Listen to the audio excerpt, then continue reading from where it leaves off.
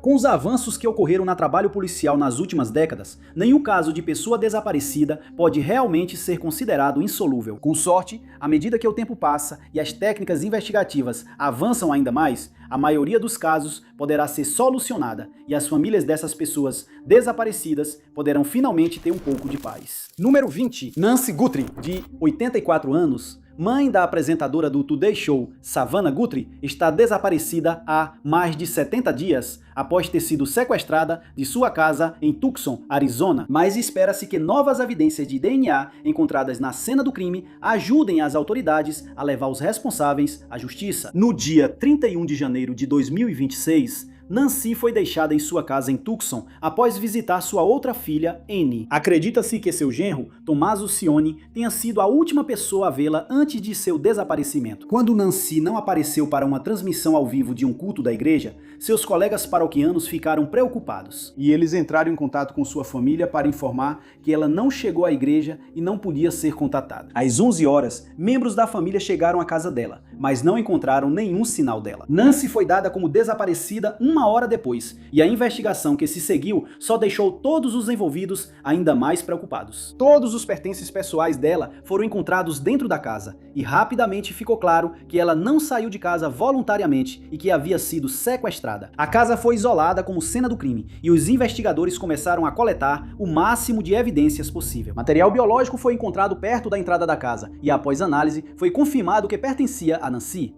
Também foi descoberto que uma câmera da campainha havia sido removida, presumivelmente pelo sequestrador dela. Nos dias que se seguiram, vários veículos de mídia receberam bilhetes exigindo resgate dos sequestradores, mas a veracidade dos bilhetes ainda não foi confirmada até o momento. Imagens e vídeos de um homem visto mexendo na câmera de segurança da casa de Nancy foram divulgados ao público, mas o indivíduo visto nas imagens ainda não foi identificado. Com o passar das semanas, sua família ficou cada vez mais ansiosa por notícias sobre seu paradeiro, e eles divulgaram um comunicado no qual afirmaram que estavam prontos para conversar com os sequestradores e que pagariam um resgate de 6 milhões de dólares. Em um segundo comunicado, Savannah fez alusão ao fato de que eles haviam recebido notícias dos culpados e pediram para que Nancy fosse libertada. Mas como nada foi feito, eles anunciaram que uma recompensa de 1 milhão de dólares estava sendo oferecida a qualquer pessoa que tivesse informações que levassem ao paradeiro de Nancy. O caso teve muito pouco progresso desde então, mas espera-se que novas evidências que foram recuperadas possam lançar uma nova luz sobre a investigação. A polícia declarou que encontrou o fio de cabelo na cena e que ele foi enviado para análise. E com sorte, o cabelo pertence a um dos sequestradores. E se o DNA deles já estiver no banco de dados, será apenas uma questão de tempo até que sejam identificados. Se for esse o caso, eles podem ser rastreados, presos e levados a julgamento, e com sorte, Nancy será devolvida para casa em segurança. Número 19. Nicole Winder, de 53 anos, é mais conhecida por seus amigos e familiares como Nick, e eles estão cada vez mais preocupados com o bem-estar dela desde seu desaparecimento, que ocorreu em fevereiro de 2025.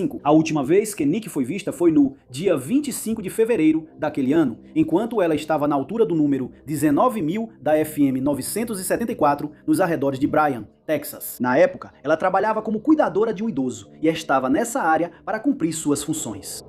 Depois de terminar seu turno, ela estava saindo da casa dessa pessoa e desapareceu sem deixar rastros. Presumiu-se que ela tinha ido para casa naquele dia, mas uma hora depois, a polícia foi informada de um acontecimento preocupante. O carro de Nick, uma caminhonete Chevrolet do ano 2025, foi encontrado a 3 quilômetros da casa de seu cliente e, o mais preocupante, havia sido incendiado. A polícia respondeu imediatamente e determinou que o incêndio não foi causado por um problema mecânico, mas sim que foi um ato de incêndio criminoso. As pessoas que moram na região foram orientadas a verificar suas câmeras de segurança, caso tenham registrado o culpado em ação. Foi informado a elas que o incidente provavelmente ocorreu entre 15 horas e 16 horas e 15 daquele dia.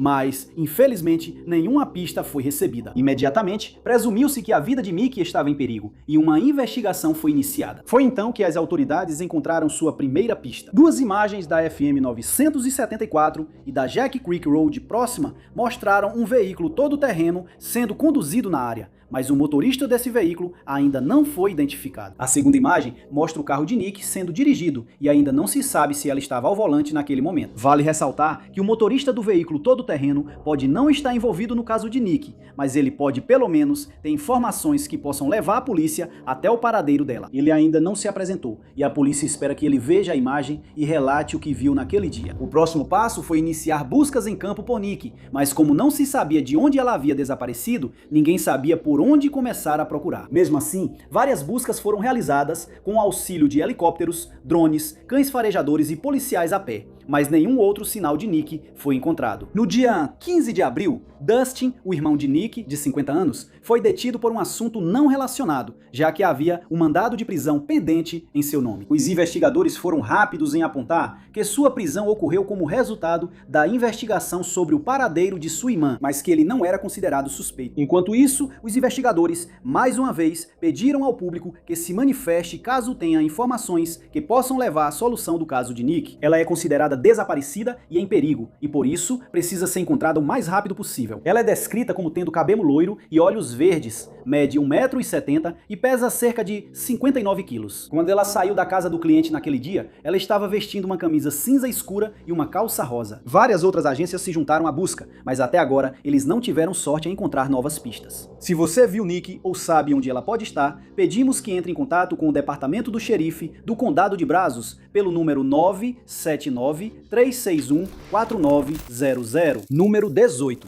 O caso do desaparecimento de Melissa Besson, de 37 anos, começou em 17 de março de 2025. Uma testemunha entrou em contato com a polícia para informar que a viu caminhando pela Indian Village Road em Lac du Flambeau no dia do seu desaparecimento. Mas novas informações já foram divulgadas. Quando a família dela não teve notícias até 23 de março, eles registraram um boletim de ocorrência de pessoa desaparecida na polícia tribal. Eles afirmaram que estavam extremamente preocupados com a segurança dela, já que ela normalmente mantém contato com as pessoas próximas, mas não tinham notícias dela desde o dia em que desapareceu. Buscas foram realizadas e os moradores da área de onde ela desapareceu foram questionados, mas ninguém pôde fornecer informações adicionais sobre o que poderia ter acontecido com Melissa ou para onde ela poderia ter ido. Com todas as pistas esgotadas, a polícia não teve escolha a não ser esperar por novas informações. E no dia 30 de julho, eles anunciaram que haviam recebido uma nova pista de uma pessoa que estava na área naquele dia. Embora tenha sido aceito que Melissa realmente estava na Indian Village Road, outra testemunha viu algo desconcertante pouco tempo depois. Logo depois de sair daquela estrada, ela foi abordada por 3 homens em uma van e aceitou uma carona deles. Ela foi vista saindo da van depois que ela parou em uma rampa de embarque no lago Kinoniki, e então foi vista caminhando para o sul na estrada do condado D. Um dos homens no veículo a seguiu por um curto período e pôde ser ouvido dizendo para ela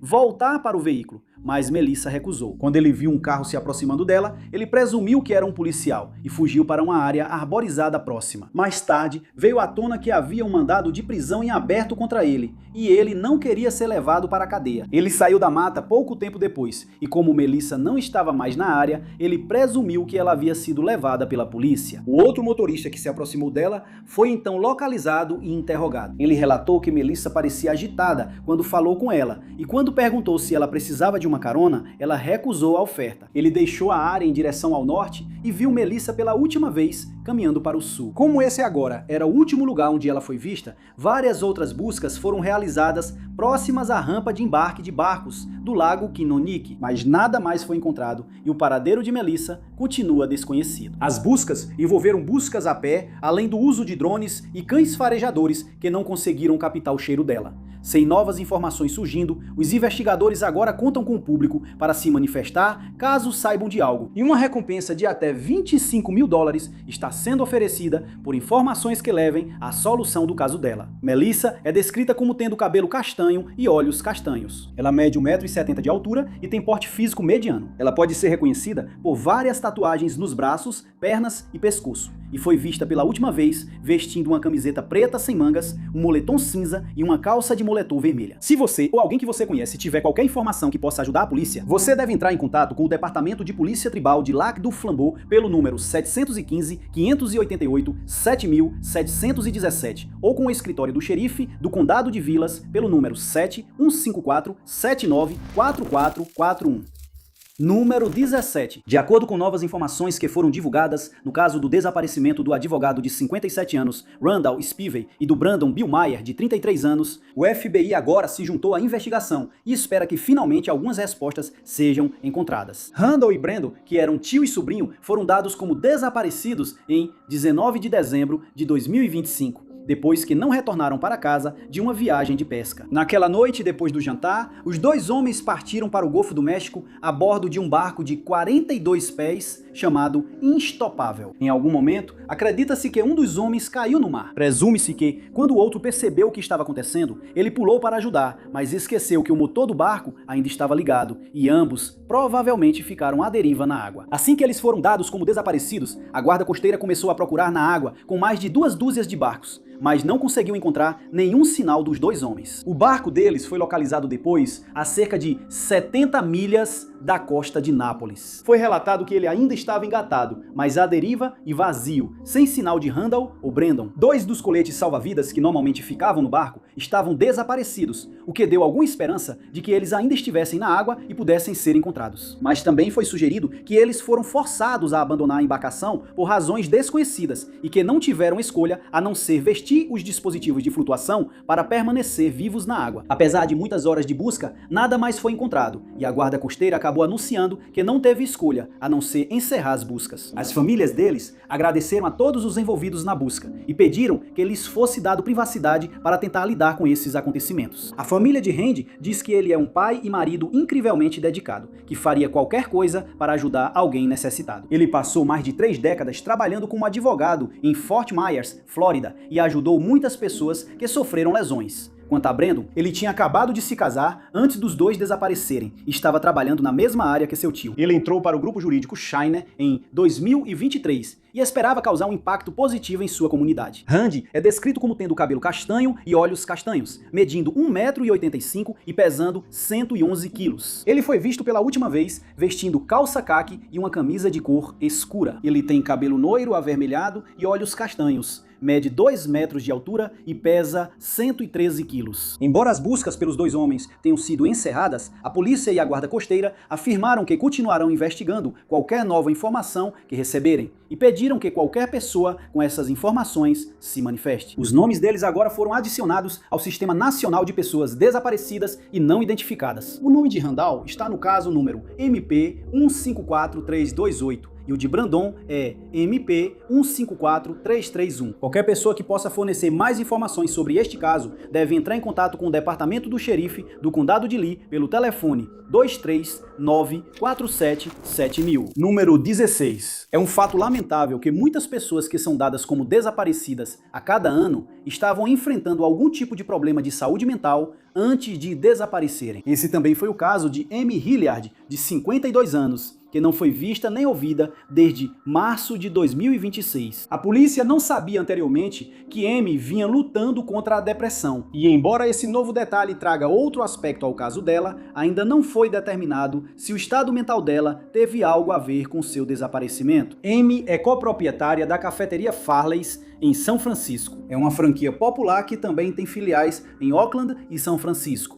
E segundo todos os relatos, o negócio vinha indo bem. Quando uma série de eventos infelizes começou a afetar o bem-estar de Amy, ela entrou em um estado depressivo. De acordo com a família dela, Chris, uma amiga próxima de Amy, perdeu a vida e logo depois, um dos cachorros da família também faleceu. Ela estava cuidando de alguns de seus parentes, o que colocou ainda mais pressão sobre ela enquanto lidava com essas perdas. A última vez que Chris viu Amy foi no dia 25 de março, quando tomaram café da manhã juntos, e depois ela a deixou em uma estação do Bay Area Rapid Transit. Amy deveria participar de uma sessão de terapia em Walnut Creek. Ela acabou voltando para a casa do casal e depois foi vista por câmera de segurança enquanto caminhava perto do Diamond Park. Ela também levou o cachorro da família para passear, mas nunca voltou para casa. E Chris está desesperado por respostas sobre o que aconteceu com ela. Depois que Amy foi dada como desaparecida, a casa do casal foi revistada e todos os pertences pessoais dela foram encontrados dentro. A porta dos fundos estava aberta, mas não foram encontrados sinais de luta ou qualquer coisa suspeita.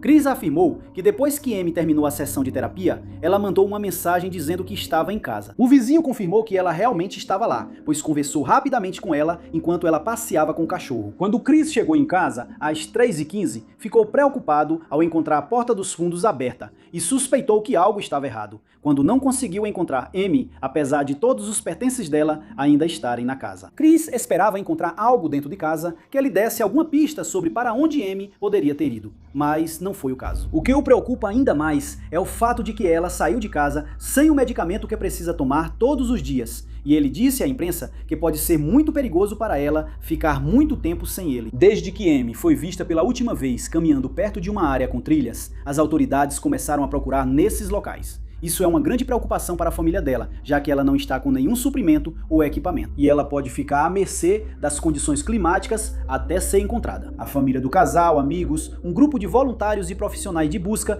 vasculharam essas áreas, mas, por enquanto, Amy continua desaparecida. Ela tem cabelo loiro e olhos cor de avelã, mede 1,62 m e pesa 54 quilos. Ela foi vista nas imagens de vigilância vestindo uma camisa branca de manga curta, jeans claros e sapatos brancos. Qualquer pessoa que tenha visto Amy ou tenha informações sobre seu paradeiro deve entrar em contato com o Departamento de Polícia de Oakland pelo telefone 5103-641, número 15. Quando Ronald Dumas Jr., de 37 anos, desapareceu em 2024, acreditava-se inicialmente que a investigação resultante seria rotineira, mas novos detalhes sugerem o contrário. E se for comprovado, ele pode estar em grave perigo. Na época do seu desaparecimento, Ronald trabalhava como corretor de imóveis em Huntsville, Alabama, e era pai de 3 filhos. Depois que ele desapareceu, sua família disse à polícia que ele nunca abandonaria sua família simplesmente, e que não conseguiam pensar em nenhum motivo para ele sumir de repente. No dia 15 de dezembro de 2024, Ronald foi até a casa da mãe de seu filho e chegou lá por volta das 20 horas. Ele passou o fim de semana com seu filho, como de costume, e estava devolvendo o menino para ela, assim como fazia normalmente toda semana. Mais de 2 horas depois, às 22h15, ele foi visto comprando itens na loja de bebidas Mid-City, em Huntsville. E testemunhas contaram posteriormente à polícia que ele estava acompanhado de 2 mulheres que elas não reconheceram. Isso também foi confirmado pelas câmeras de segurança da loja. Os 3 passaram um curto período na loja antes de sair, e Ronald não fez contato com ninguém que conheça desde aquela noite. Até esse momento, ninguém suspeitava que algo estava errado, mas no dia seguinte, isso mudou rapidamente. O carro de Ronald, um Hyundai Palisade 2021, foi encontrado abandonado em Camden, Tennessee, perto do marco 133, na Interestadual 40. Quando ele ainda não havia retornado para casa, até o dia 24 de dezembro, sua família decidiu registrar um boletim de ocorrência de pessoa desaparecida e temia que ele não estivesse com eles no dia de Natal. Como geralmente acontece, a investigação sobre seu desaparecimento começou com o rastreamento do seu telefone celular. Foi descoberto que ele estava na região de Memphis, no Tennessee, mas ninguém conseguia explicar por que ele estava lá. Isso causou certa suspeita entre os investigadores, e a polícia anunciou que acreditava que Ronald havia sido sequestrado. Muito rapidamente, um grupo de suspeitos foi identificado, e foi anunciado que a polícia estava procurando por Tori McLaurin, de 33 anos, Kiara Clark, de 27 anos, e Carissa Cash, de 33 anos, Quintarius White, de 32 anos, e Sabrina Chambers, de 27 anos. As acusações feitas contra o grupo incluíam sequestro em primeiro grau, conspiração para cometer sequestro e receptação de bens roubados. Clark e White também foram localizados e presos em 8 de abril de 2025, sendo mantidos sob custódia sem direito à fiança. Na audiência, veio à tona que Chambers e uma mulher chamada Kalisha McKinney estavam trabalhando nas ruas naquela noite, e eram as 2 mulheres vistas com Ronald na loja de bebidas. Kalisha já faleceu e Sabrina Chambers está desaparecida há algum tempo. O telefone de Ronald foi encontrado mais tarde na casa dela, e o paradeiro dela continua desconhecido. Também foi descoberto que White e Clark estavam discutindo sobre $7 mil que eles sabiam que estavam na conta bancária de Ronald na época do seu desaparecimento. Mensagens encontradas entre Clark e White sugerem que o sequestro foi planejado com bastante antecedência e que eles pretendiam roubar o dinheiro de Ronald. O restante do grupo continua foragido das autoridades, mas provavelmente é apenas uma questão de tempo até que sejam localizados e presos.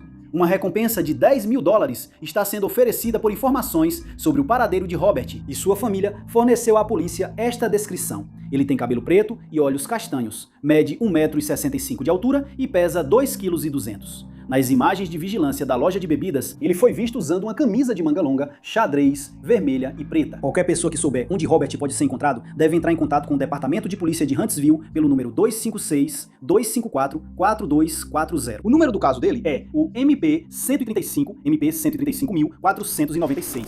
Número 14. Muitas investigações de pessoas desaparecidas terminam quando é confirmado que elas, de alguma forma, acabaram em um corpo d'água, geralmente depois que seus veículos são encontrados em um lago ou rio. Na maioria desses casos, elas estavam desaparecidas há meses ou até anos, e geralmente só são localizadas graças ao trabalho persistente da polícia e ao uso de tecnologia avançada. Mas no caso de Daniel Scott Emerson, um homem de 64 anos, conhecido por seus amigos e familiares como Scott, uma descoberta semelhante foi feita, mas isso não aproximou muito a polícia de encontrá-lo. Scott foi visto pela última vez em 3 de março de 2026 e não teve mais contato com a família desde esse dia. Testemunhas relataram tê-lo visto perto das avenidas Fairmont e Lakeview por volta das 00:30 daquela manhã. E quando ele não pôde ser localizado até o dia 5, sua família registrou seu desaparecimento. Quando a notícia do desaparecimento dele se espalhou, testemunhas apareceram com algumas informações preocupantes. Eles relataram que tinham visto um caminhão parecido com o de Scott andando sobre o gelo no lago Chautauqua no dia 3 de março, o último dia em que ele foi visto por alguém. Com essa informação em mãos, foi decidido que o lago deveria ser vasculhado e equipes de mergulho da polícia usaram tecnologia de sonar subaquático para localizá-lo. O veículo foi encontrado em águas rasas entre os pilares 3 e 4, perto da Ponte Memorial dos Veteranos, no dia 16 de março. A busca no caminhão foi dificultada por causa da água turva e as equipes de busca precisaram trazer o carro à superfície no dia 20. Isso foi feito usando bolsas de ar e assim que o veículo foi retirado do fundo do lago, ele foi levado até a margem onde foi revistado. No interior, nenhum sinal de Scott foi encontrado e ainda não se sabe se ele conseguiu sair do veículo antes que ele afundasse até o fundo. Foi observado que uma das janelas da caminhonete estava aberta, então presume-se que Scott tentou sair enquanto o veículo afundava, ou, segundo a polícia, que alguém possa tê-lo puxado para fora, embora isso pareça muito improvável. As buscas continuaram ao longo da margem do lago, e as autoridades pediram a ajuda do público para encontrar Scott, mas nenhuma outra pista foi encontrada. A segunda busca foi realizada com a ajuda de cães farejadores e equipes de mergulho, mas as condições ainda eram difíceis e os trabalhos avançavam muito lentamente. E esses esforços também não conseguiram localizar Scott, e a polícia pediu que qualquer pessoa que tenha imagens do caminhão trafegando sobre o lago se apresente. Eles foram orientados a se concentrar nas horas entre 4 e 7 da manhã do dia 3 de março de 2026. Mas até agora, ninguém apareceu com nenhuma informação nova e útil. Novas buscas estão planejadas, mas as autoridades afirmaram que não farão buscas todos os dias. Em vez disso, eles vão usar jet skis, barcos e equipes de mergulho de vez em quando, na esperança de que Scott seja encontrado. Eles prometeram investigar qualquer pista que receberem, não importa o quão insignificante ela possa parecer. Scott é descrito como tendo cabelo grisalho curto, olhos verdes ou cor de avelã, medindo 1,73 m de altura e pesando 86 quilos. Qualquer pessoa que tenha alguma informação que possa levar ao seu paradeiro deve entrar em contato com o Departamento do Xerife do Condado de Chautauqua pelo telefone 716-753-4232. Número 13. Não há muitos detalhes disponíveis sobre o desaparecimento de Colby Sinclair, de 30 anos, mas a polícia anunciou que suspeita de crime e que a Unidade Integrada de Crimes Graves da Ilha de Vancouver assumiu a investigação da Polícia Montada Real do Canadá. A última vez que alguém viu Colby foi em 8 de março de 2025. Depois disso, sua família ficou preocupada quando não teve notícias dele e não conseguiu entrar em contato com ele. Esse tipo de comportamento era considerado muito fora do comum para Colby, e quando ainda não tinham notícias dele, até o dia 22 de março, entraram em contato com a Polícia Montada Real do Canadá para registrar um boletim de ocorrência por desaparecimento. No dia 20 de maio daquele ano, a Vinco fez buscas em 2 propriedades após a emissão de um mandado de busca, mas as autoridades se recusaram a informar, o que as levou a suspeitar que poderiam encontrar pistas sobre o paradeiro dele lá. A primeira das 2 propriedades está situada em uma área rural em Black Creek, e a segunda pertence à primeira nação Wiwai-Kai. Isso ocorreu após relatos de que Colby foi visto pela última vez em Campbell River, na Colômbia Britânica, e ainda não se sabe se algo útil foi encontrado. Vale ressaltar que a Vinco só costuma assumir investigações quando há suspeita de atividade criminosa, o que torna o caso de Colby ainda mais preocupante para seus amigos e familiares. Desde então, sua irmã Oshane Lazuki tem divulgado informações sobre o desaparecimento de Colby nas redes sociais, na esperança de que alguém o reconheça e traga informações que antes eram desconhecidas pelos investigadores. Sua família também pediu que qualquer pessoa com informações adicionais entre em contato com as autoridades o mais rápido possível para que Colby possa ser encontrado. Oshane afirmou que acredita ser inaceitável que sua família ainda esteja esperando por respostas depois de todo esse tempo, já que eles precisam de um desfecho no caso de Colby. Ela também fez questão de agradecer a todos os envolvidos na investigação, incluindo as autoridades, a comunidade local e todos que compartilharam informações sobre o caso dele na internet. A pergunta mais intrigante na mente das pessoas da comunidade é por que as duas propriedades mencionadas anteriormente foram revistadas. Isso gerou muita especulação, mas a polícia continuará focando nos fatos do caso, em vez de teorias. Outras fontes indicam que Colby lutava com o que chamaram de demônios internos nas semanas e meses antes de seu desaparecimento, e algumas pessoas afirmaram que ele estava tentando mudar de vida. Mas Colby continua desaparecido, e a polícia tem esperança de que, com a divulgação dessa descrição, isso desperte a memória de alguém e que essa pessoa se manifeste com informações até então desconhecidas que possam encerrar o caso dele. Colby tem cabelo castanho e olhos azuis, mede cerca de 1,70 m de altura e pesa aproximadamente 88 quilos. Não se sabe o que ele vestia no momento do seu desaparecimento, e a Unidade Integrada de Crimes Graves da Ilha de Vancouver pediu que qualquer pessoa com informações adicionais entre em contato pelo número 250-380-6161, número 12. Muitos dos casos de pessoas desaparecidas ainda não resolvidos ao redor do mundo envolvem pessoas que desapareceram enquanto passavam tempo ao ar livre, geralmente em trilhas de caminhada e parques nacionais. O caso envolvendo Charles Roche, de 67 anos, não é diferente, e todos os esforços estão sendo feitos para descobrir onde ele pode estar. Na época do seu desaparecimento, em 2025, Charles era professor na Faculdade de Direito Dedman, da Southern Methodist University, em Dallas, Texas, e trabalhava como advogado no escritório de advocacia Roche e Morris. Kate Morris, sua sócia no escritório de advocacia, disse à imprensa que Charles estava visitando seu irmão em Gainesville, Geórgia, em novembro de 2025. Ele e seu irmão são originalmente daquela região e passaram um tempo colocando a conversa em dia. Na manhã do desaparecimento, que foi no Dia dos Veteranos, os dois tomaram café da manhã juntos, após o que Charles disse que queria fazer uma caminhada pela trilha Byron Herbert Rise, que ele costumava percorrer quando era jovem. É certo que ele chegou até a trilha, já que seu carro foi encontrado depois,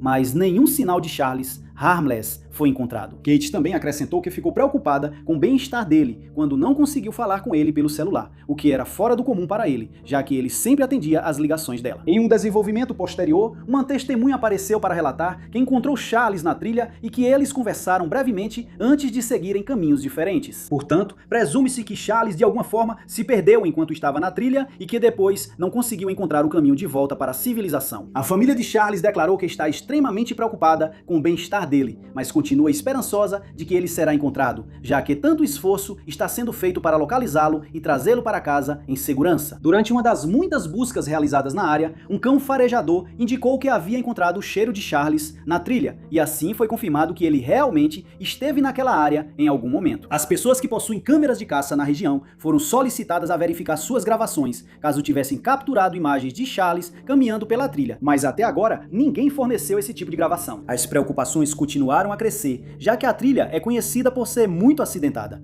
e na época as temperaturas haviam caído drasticamente, especialmente à noite, deixando Charles exposto às intempéries. Como ele só planejava fazer uma caminhada curta, não levou nenhum suprimento ou equipamento com ele. Buscas adicionais estavam sendo realizadas do nascer ao pôr do sol, mas ainda assim, nenhum sinal de Charles foi encontrado. Sua família criou um site chamado bringcharleshome.com, no qual o público pode acessar informações sobre seu desaparecimento. As cavernas da região foram vasculhadas caso ele tenha procurado abrigo lá, e os voluntários têm se concentrado em áreas rochosas da trilha caso ele tenha caído e se machucado. Também foram feitos esforços para encontrar seu celular, mas acredita-se que a bateria já havia acabado quando ele chegou à trilha. Uma página no GoFundMe também foi criada para arrecadar fundos para buscas futuras, e um total de $80 mil já foi arrecadado até agora, e você pode encontrar o link abaixo.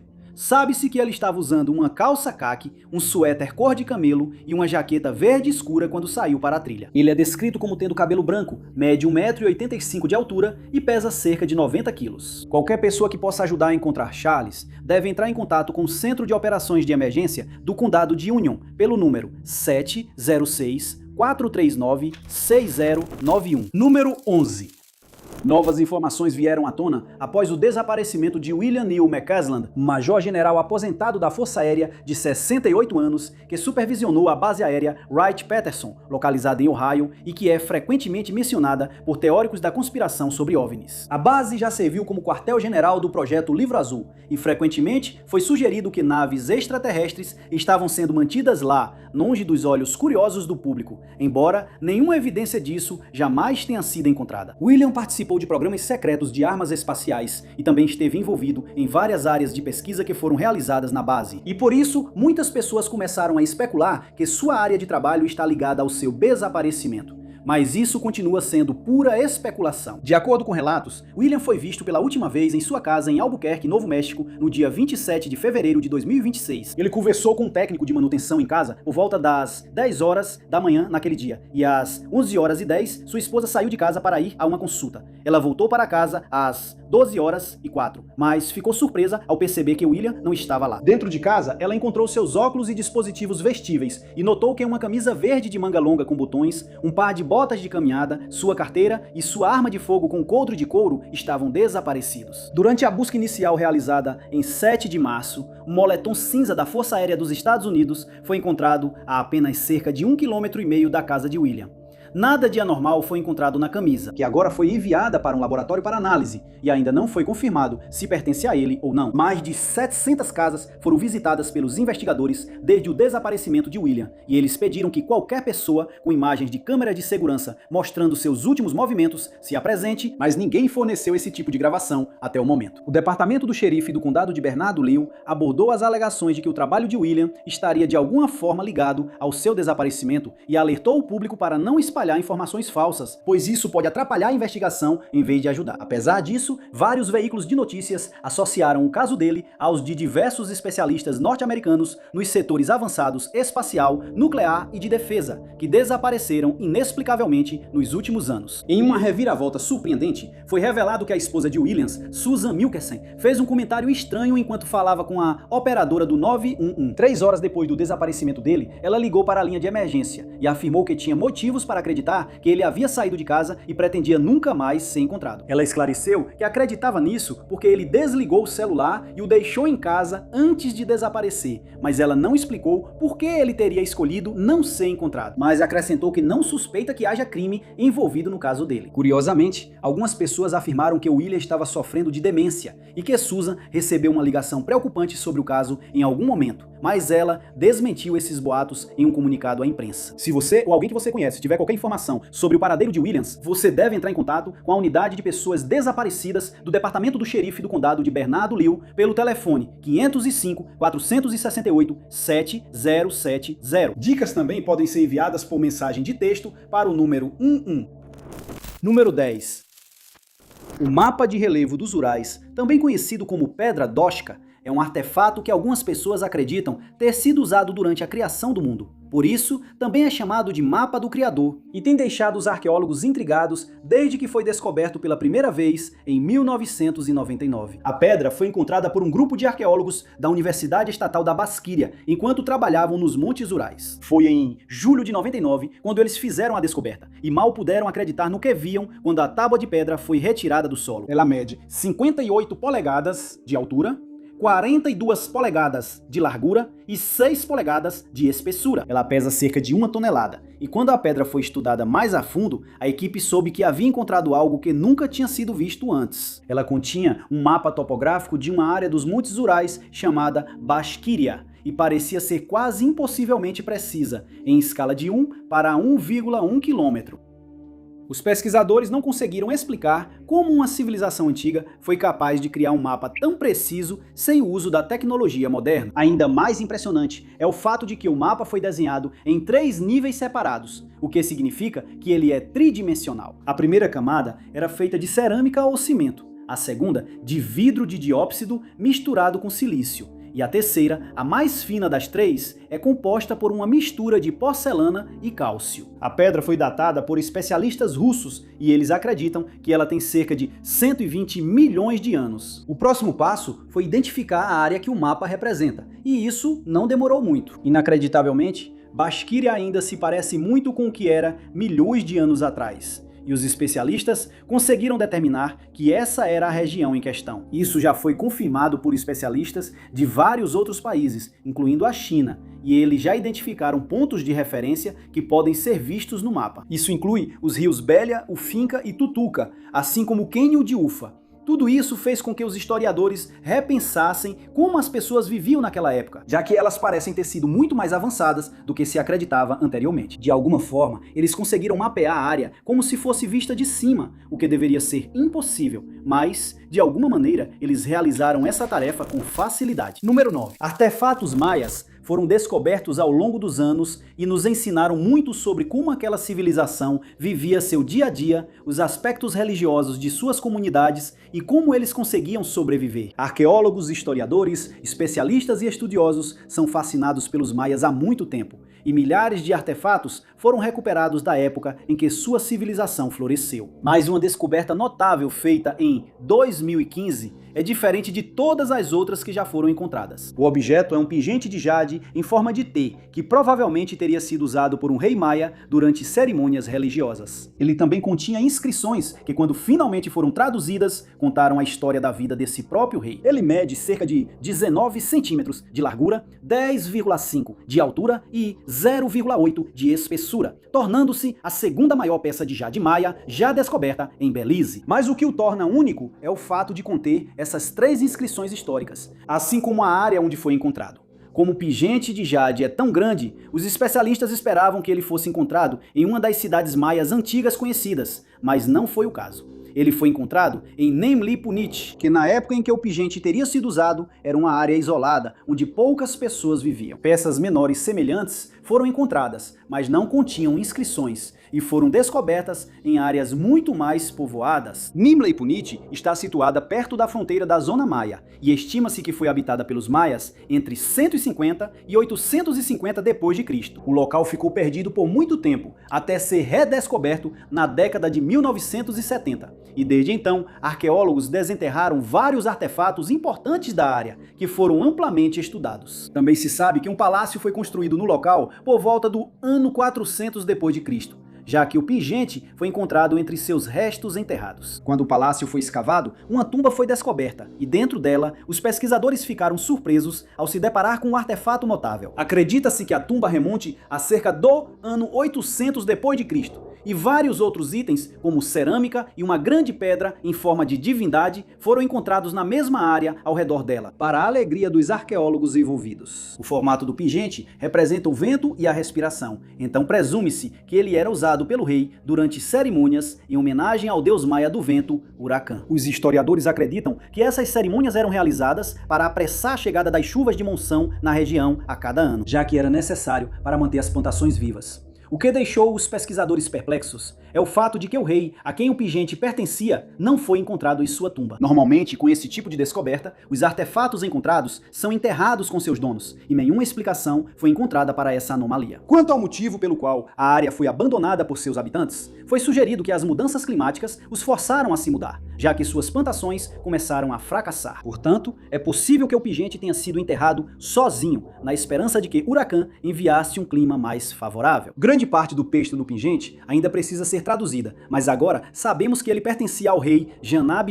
Quimesh. Também fala sobre seus pais e o fato de que o rei estava de alguma forma ligado à cidade maia de Caracol. Pesquisas futuras, esperamos, revelarão mais sobre o rei e seu povo, mas o mistério de por que seu pingente foi inscrito diferente de qualquer outro já encontrado permanece sem solução. Número 8. Quando pensamos nas grandes pirâmides do Egito, elas evocam imagens de uma época que parece quase inconcebível para nós, humanos modernos. Os artefatos antigos que foram encontrados lá nos ensinaram muito sobre sua cultura, história e crenças. Mas poucas pessoas sabem que uma região no país de Gales, no Reino Unido, contém artefatos que são ainda mais antigos do que as pirâmides. A cidade em questão se chama Monmouth e está situada no sudeste do país de Gales, perto da fronteira do país com a Inglaterra. A cidade é bem conhecida por sua longa história e é considerada uma das 10 melhores cidades de todo o Reino Unido no que diz respeito à arqueologia, já que milhares de artefatos foram encontrados lá. Mas a mais recente e misteriosa dessas descobertas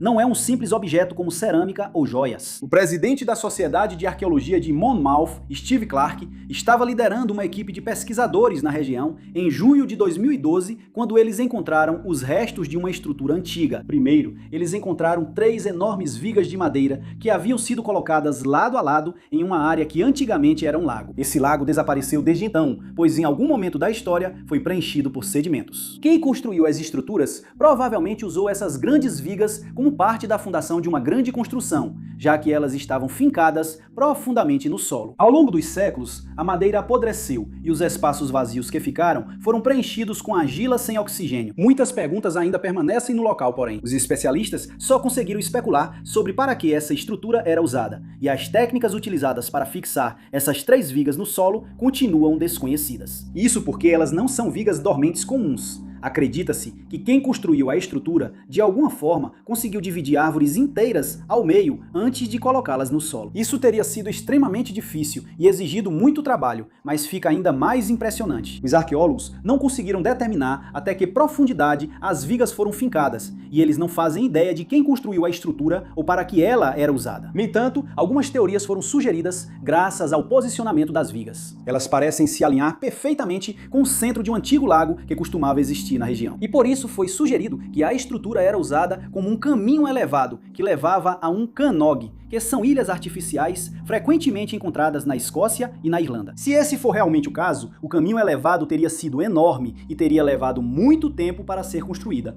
Mas isso ainda é especulação, já que ainda não se sabe se ela foi construída antes ou depois do lago existir. Os especialistas não conseguiram determinar a idade das vigas e mais pesquisas terão que ser feitas antes que essas perguntas possam ser respondidas. Por enquanto, presume-se que as vigas datem da Idade do Bronze, graças a outras descobertas que foram feitas. Isso inclui um monte de pedras queimadas e um coxo que foram encontrados junto com as vigas. Acredita-se que as pedras eram aquecidas no fogo e depois jogadas em um coxo para ferver a água, como era feito frequentemente naquela época. Número 7. É sempre interessante quando os especialistas não conseguem explicar um artefato antigo, como um pingente de 1500 anos que foi encontrado sob o solo em Chipre em 2011. O local onde o amuleto foi encontrado se chama Nea Paphos, e não é incomum que arqueólogos encontrem artefatos de tempos antigos nessa área. O amuleto causou certa confusão, já que parece quebrar a tradição no que diz respeito a figuras históricas. Além disso, ele contém inscrições em ambos os lados. De um lado, foi encontrado um texto e, quando foi traduzido, dizia Larvé, que era um deus, é o portador do nome secreto, o Leão de Ra, o antigo deus egípcio do sol, seguro em seu santuário. Embora isso possa parecer sem importância, os estudiosos logo perceberam que essa inscrição é um palíndromo, o que significa que pode ser lida normalmente de frente para trás ou de trás para frente com o mesmo resultado. O que, considerando que tem 59 caracteres, é bastante impressionante. Já era uma descoberta notável, mas o outro lado do pingente continha ainda mais surpresas que ainda precisam ser explicadas. Ela contém várias imagens, incluindo uma múmia enfaixada em um barco, e provavelmente representa Osíris, outro deus egípcio. As outras imagens são de um homem sentado em um banquinho com a mão direita levantada até os lábios, como se estivesse pedindo silêncio a alguém. Essa imagem representa o deus do silêncio, Harpócrates. Ao lado dele está a imagem de uma criatura mítica com cabeça de cachorro. Esses personagens foram vistos em muitos outros artefatos, e sabemos que isso é chamado de cinocéfalo. O que chamou a atenção dos pesquisadores como estranho é o fato de o cinocéfalo estar imitando a ação de Harpócrates, o que é apenas uma das várias imprecisões que foram encontradas no artefato. Primeiramente, o palíndromo contém vários erros de ortografia. Em mais de uma ocasião, 2 caracteres de texto, P, são usados quando um único V teria sido correto. E os 3 últimos caracteres, que são E, A, I, parecem ter sido adicionados às pressas, já que parecem estar espremidos em um lado do amuleto. Por isso, os especialistas acreditam que a pessoa que criou o amuleto não entendia completamente a escrita egípcia antiga e que cometeu um erro do ponto de vista da cultura egípcia. Normalmente, Harpócrates seria representado sentado dentro de uma flor de lótus, com as pernas levantadas. e nunca havia sido visto representado em um banquinho antes. Também é inédito ver o sinocéfalo imitando as ações de Harpócrates. Em circunstâncias normais, ele teria sido mostrado com as patas levantadas em adoração a Harpócrates, e os historiadores não conseguiram explicar por que o amuleto foi criado dessa forma. E ainda tem o fato de que quem criou a peça decidiu adicionar linhas cruzadas sobre os corpos de ambas as figuras. Sempre que isso era feito, significava que aquelas figuras seriam mumificadas junto com Osíris, o que não teria sido possível neste caso. Também é observado que o sinocéfalo é frequentemente representado com bandagens, mas neste caso do amuleto é Harpócrates quem as usa. Isso nunca havia sido feito antes, e permanece desconhecido se esses foram erros inocentes ou se esses fatores foram incluídos intencionalmente. Foi sugerido que isso foi feito como um ato de rebeldia contra os governantes daquela época, ou que o amuleto foi feito de forma barata por alguém que não entendia a cultura daquele tempo, mas essas teorias ainda precisam ser comprovadas. Número 6. Um mistério começou em 1954, quando um homem chegou a um aeroporto em Tóquio, no Japão, com um passaporte que ninguém reconhecia. Até hoje, ninguém conseguiu descobrir quem ele era ou onde ficava o país de onde ele veio. De acordo com relatos, era um dia muito quente em Tóquio quando um homem chamado John Zigras desceu de um avião no aeroporto de Haneda e, à primeira vista, parecia qualquer outro passageiro que havia chegado à cidade naquele dia.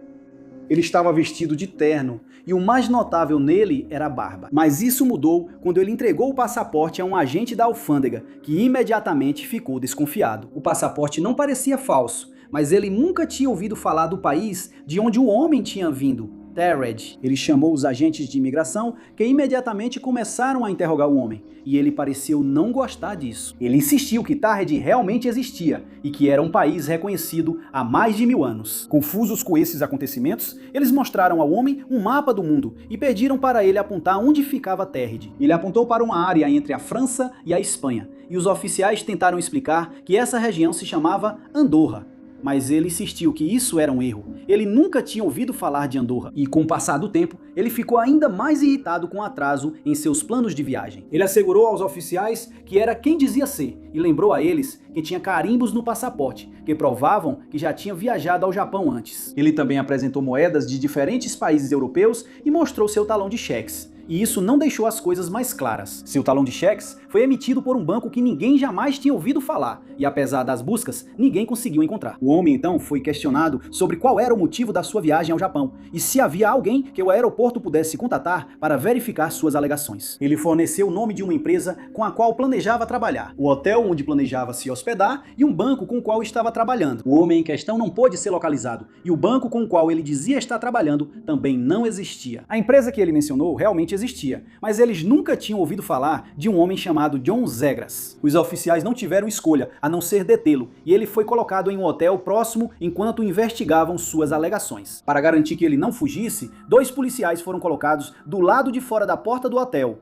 e esperava-se que ele fosse levado de volta ao aeroporto para mais interrogatórios no dia seguinte. Mas, para surpresa de todos, quando os policiais abriram a porta para verificá-lo, o homem havia desaparecido. Eles insistiram que a porta do quarto ficou fechada a noite toda, e como era em um andar alto do hotel, não havia como ele ter pulado da varanda para escapar. Ele havia levado todos os seus pertences com ele, e ninguém nunca mais o viu. Número 5. Lakota a la Chèvre. É uma caverna misteriosa na ilha de Jersey, no Canal da Mancha. Ela fascina especialistas há décadas, desde que foi descoberto que os neandertais costumavam voltar para a caverna todos os anos, e ninguém sabe o motivo. Embora já se soubesse que os neandertais costumavam viver nessa caverna, foi determinado recentemente que eles começaram a utilizar o espaço muito antes do que se acreditava inicialmente. Artefatos recuperados do local mostraram que eles podem ter começado a viver lá há cerca de 250 mil anos. Notavelmente, eles voltavam para a caverna repetidas vezes, e essa tradição foi seguida por geração após geração. Eles caçavam animais na região e parecem ter gostado das cavernas, a menos que houvesse outro motivo ainda desconhecido para retornarem lá. Ferramentas de pedra que foram encontradas dentro e ao redor da caverna dão aos pesquisadores uma boa ideia de como eles se movimentavam pela região. Muitos dos locais de caça deles teriam sido inundados pelo Canal da Mancha, mas outras áreas continuam acessíveis e espera-se que elas forneçam aos historiadores mais informações sobre as pessoas que viveram lá há tantos anos. A área teria sido muito maior do que é hoje, já que as calotas polares ainda estavam intactas e a região ainda não havia sido inundada pelo oceano. Isso sugere que a vida selvagem era abundante na região e que as cavernas teriam servido como um abrigo perfeito enquanto os neandertais viviam lá. Em um esforço para aprender mais sobre eles, especialistas agora examinariam os 16 mil artefatos, que incluem ossos de animais, sedimentos e ferramentas de pedra que foram coletados na área. E eles podem fornecer mais informações sobre a Era do Gelo em Jessey. As únicas teorias apresentadas até agora são de que as cavernas poderiam ser vistas de muito longe e que os neandertais teriam reconhecido imediatamente as cavernas como abrigo. Também foi sugerido que a localização da caverna era compartilhada entre eles e que esse conhecimento era transmitido de geração em geração. Isso explicaria porque eles voltaram às cavernas por décadas, mas essas teorias ainda precisam ser comprovadas. Esta não é a única caverna em Jessey que se sabe ter sido habitada por neandertais. É a La Côte des Cidres, que é muito maior do que a La Côte à la Chevriat, onde os arqueólogos encontraram 13 dentes de neandertais em uma saliência de granito, e acredita-se que eles pertencem a 2 indivíduos. Como alguns dos dentes não apresentam características normais encontradas em dentes de neandertais, foi sugerido que um humano moderno viveu na caverna em algum momento, o que eles foram resultado do cruzamento entre neandertais e humanos modernos. Pesquisas adicionais estão sendo realizadas nos dentes para determinar se esse foi realmente o caso, mas, por enquanto, eles estão em exibição no Museu e Galeria de Arte de Jessey, onde podem ser vistos pelo público. Número 4. A arranjo de pedra de Carisbrooke pode ser encontrada em Victoria, Austrália. E embora tenha sido estudada extensivamente por estudiosos e arqueólogos, ninguém tem certeza de quem a construiu ou qual era o seu propósito. É certo que a formação tem origem aborígene e acredita-se que tenha milhares de anos, mas sua idade exata ainda não foi determinada. O que adiciona ainda mais mistério e intriga ao local, que já é misterioso. O local, que fica a cerca de 4 quilômetros de Carisbrooke, foi descoberto pela primeira vez por Aldo Massola em 1963. Na época, não foi feito muito no local, mas durante a década de 1980, suas anotações sobre a disposição das pedras foram estudadas e o arranjo de pedras foi finalmente analisado e mapeado. Massola escreveu um artigo que foi submetido à publicação Victorian Naturalist em 1963. E ele incluiu uma descrição detalhada. Ele afirmou que media 200 por 17 pés e que tinha aproximadamente o formato de um bumerangue. A primeira pesquisa foi realizada pelo Levantamento Arqueológico de Vitória na década de 1980, depois que o proprietário local chamou novamente a atenção para a estranha disposição. Presumia-se que era um antigo local cerimonial aborígene, mas isso ainda não foi comprovado de forma definitiva. Isso porque nunca foram encontrados outros registros de cerimônias aborígenes na região, e nenhuma dessas supostas tradições foi passada para seus descendentes. Ou pelo menos é o que parece. Descrições modernas do local afirmam que ele contém 2 arcos construídos com grandes pedras, além de várias pedras menores e também um marco de pedras empilhadas, que pode ter sido usado como marcador de trilha, memorial ou marcador de limite. Acredita-se que o formato de arco foi intencionalmente construído para representar um bumerangue, já que teria sido uma ferramenta de caça importante há muito tempo. Mas alguns estudiosos discordam, pois o formato tem uma curva irregular e os lados são paralelos entre si, diferente do formato habitual de um bumerangue. Há também a teoria de que o arranjo de pedras foi feito para ser usado como uma ferramenta astronômica, assim como se acredita que o Stonehenge na Inglaterra foi. Algumas pessoas acreditam que o arco representa a Via Láctea e que o monte de pedras próximo representa Sirius, ou outra estrela brilhante que podia ser vista no céu na época de sua construção. Também foi determinado que as extremidades do crescente apontam para os pontos cardeais de uma bússola, mas ainda não se sabe se isso foi intencional ou apenas uma coincidência, o que parece improvável. Alguns especialistas acreditam que a área era usada durante cerimônias de iniciação masculina,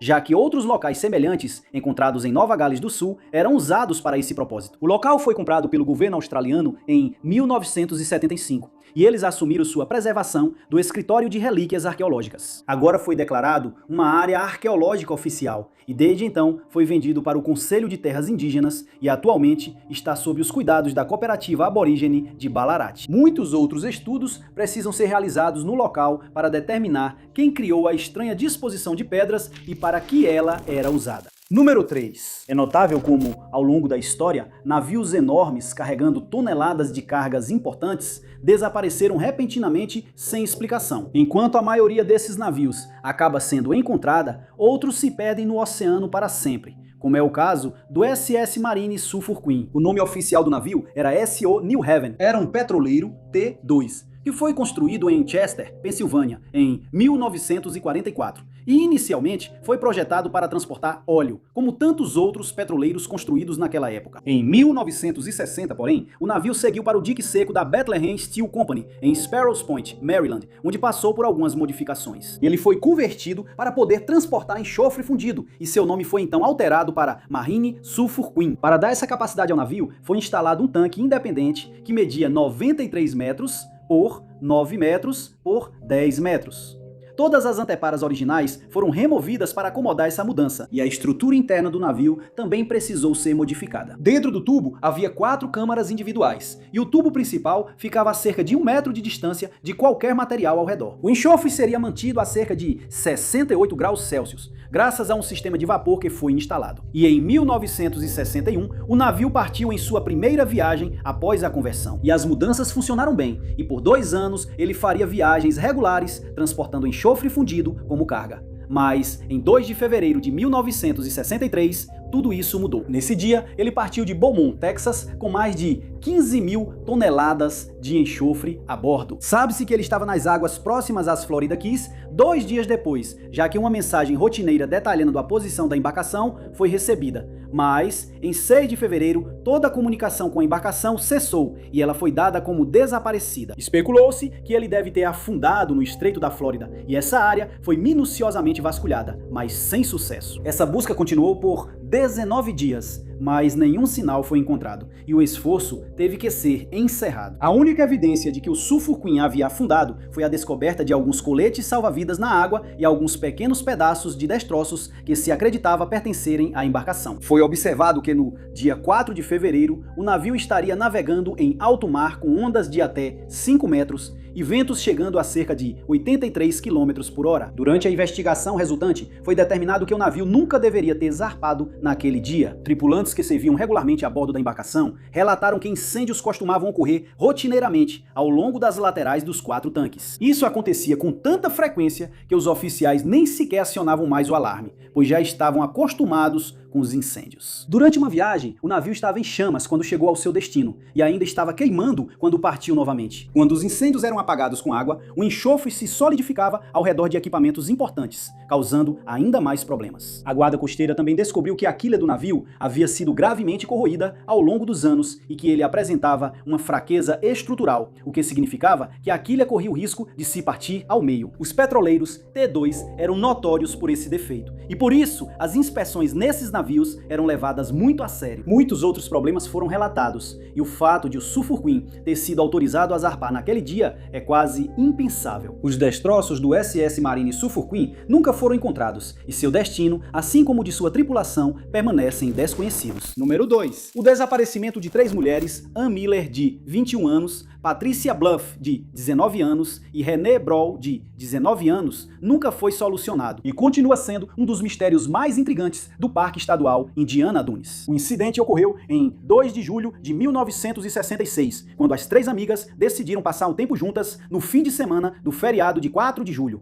Naquela manhã, Ann pegou as outras 2 mulheres em seu carro e elas viajaram para o Parque Estadual Indiana Dunes. Todas eram da região de Chicago, então levaram cerca de 1 hora para chegar lá de carro. Elas chegaram à praia em questão por volta das 10 horas da manhã. E a área já estava lotada de pessoas em clima de comemoração. Durante a maior parte do dia, elas ficaram deitadas ao sol, nadaram e passaram mais tempo em meio à natureza. Mas quando o sol começou a se pôr, as 3 amigas já haviam desaparecido. Um casal que estava na praia relatou que viu as 3 mulheres conversando com um homem não identificado em algum momento antes de desaparecerem. Ele foi descrito como bem bronzeado, com cerca de 20 e poucos anos, cabelo escuro e ondulado, e estava em um barco com 16 pés de largura que tinha o interior azul. Depois de conversarem por um tempo, as 3 amigas embarcaram na embarcação, deixando todos os seus pertences para trás na praia. O homem então navegou com o barco para o oeste e nunca mais voltou, de acordo com testemunhas. Um guarda florestal ficou encarregado de recolher os pertences da mulher, que incluíam um short jeans de Anne, uma camisa polo, sapatos, uma touca de banho branca, chaves do carro,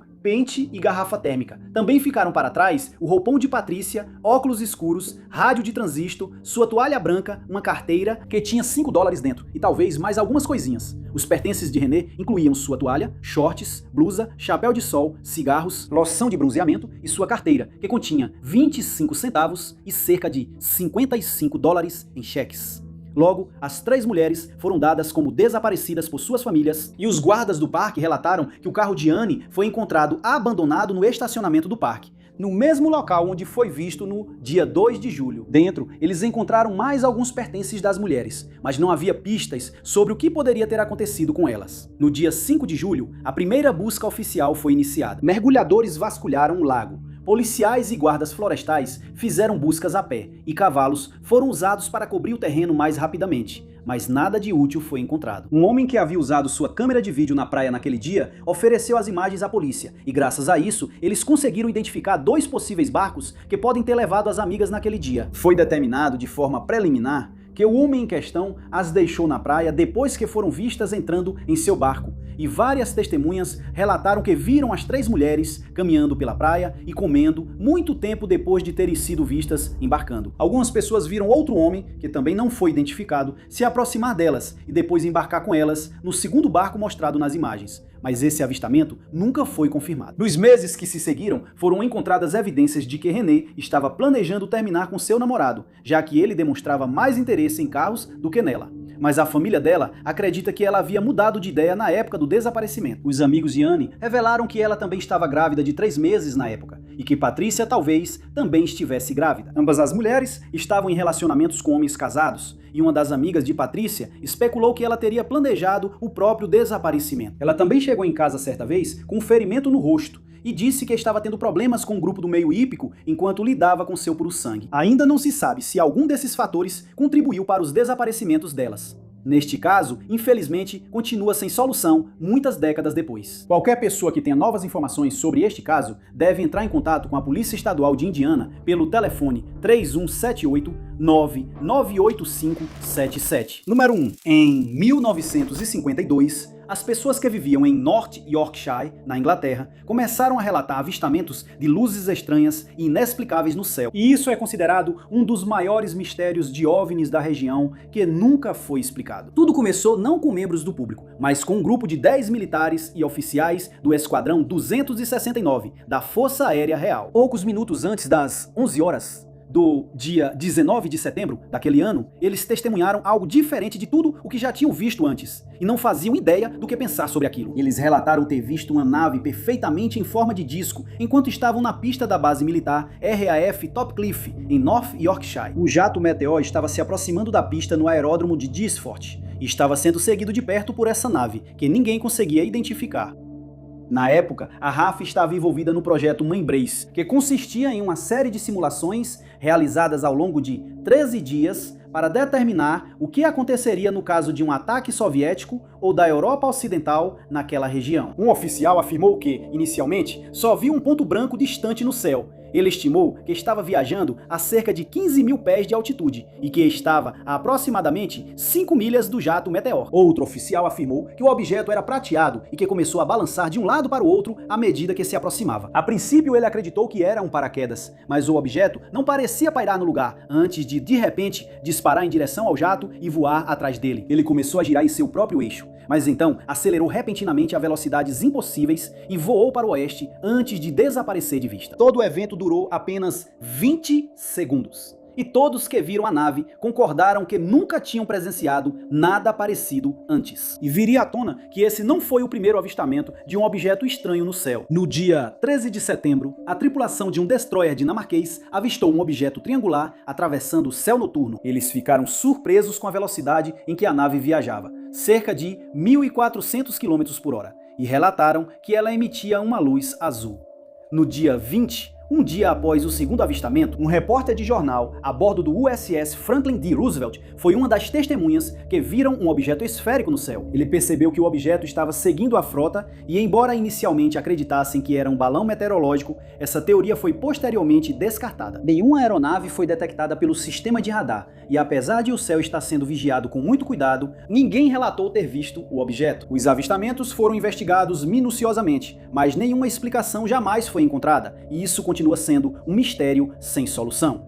Muito obrigado por assistirem. Se vocês gostaram deste vídeo, não se esqueçam de clicar no botão de curtir. Além disso, não se esqueçam de se inscrever e clicar no sininho para ficar por dentro de todos os nossos próximos vídeos. Meu nome é Tainotes e eu vejo vocês no próximo vídeo.